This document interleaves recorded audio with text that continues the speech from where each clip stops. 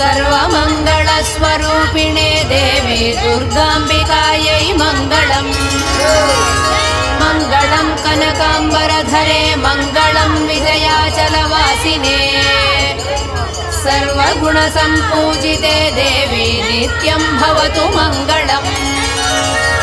वरदाभयहस्ते Bhavani निखिलेश्वरी